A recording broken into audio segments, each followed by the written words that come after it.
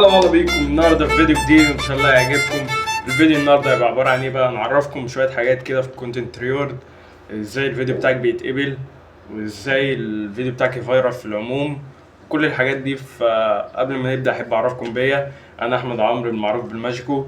فما تنساش اللايك، ما تبخلش علينا يعني باللايك والاشتراك في القناه، واكتب لنا اي كومنت كده ممكن نطور من نفسنا فيه يعني وكده، فاهمني؟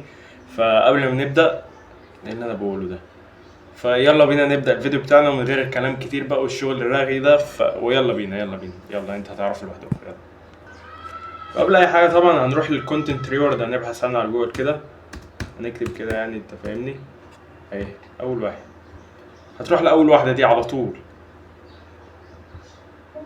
ماشي، وانا لسه بسجل هنا، دخلت عليه قبل كده، مش مهم يعني. اهو دخلنا على الموقع.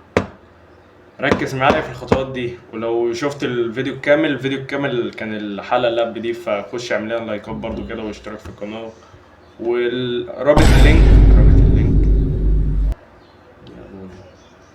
واللينك بتاع الموقع هتلاقيه تحت في الديسكريبشن. خش بقى من عليه بقى وروق علينا بقى كده. في ايه اخويا؟ لا معلش هنخش على هوب عشان انا في حاجة غلط كنت المفروض اعملها. اهو احنا كده دخلنا على المعلم كبير، كونتنت ريورد اللي فوق. بعد كده هنعمل ايه؟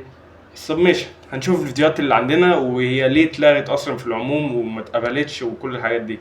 الفيديو ده ما اتقبلش بسبب حركة، يعني حركة غبية جدا، فاهمني؟ ليه بقى؟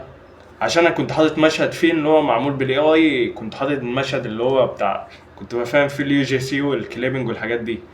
فاهم حاجة انك تقرأ الشروط، عشان انا اتغبيت وما قرأتش الشروط عشان انا عارف، وضيعت عليها بتاع 24 دولار تقريبا بجد.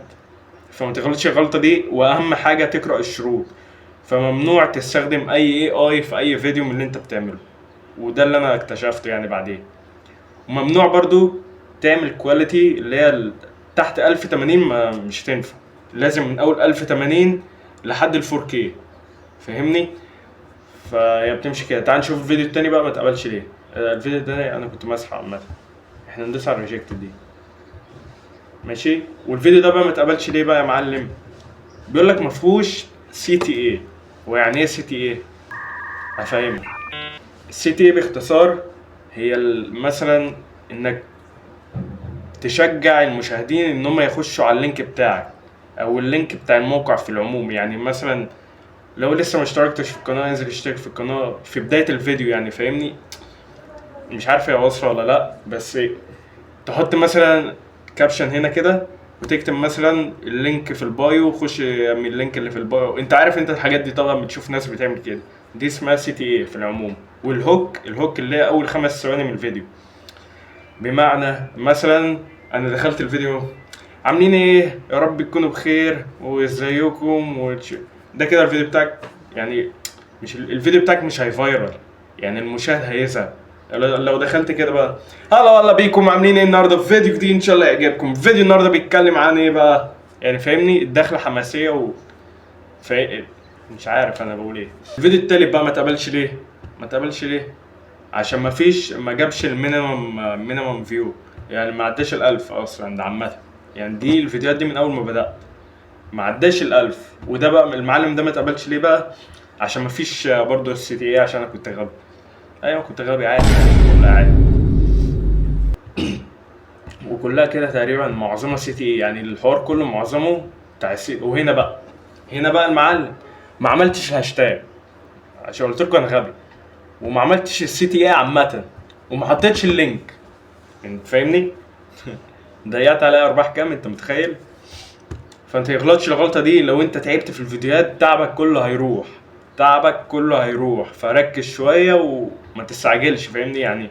خليك على رواقه. واللي انا عملته ده كنت اغبى قرار عملته في حياتي عامه.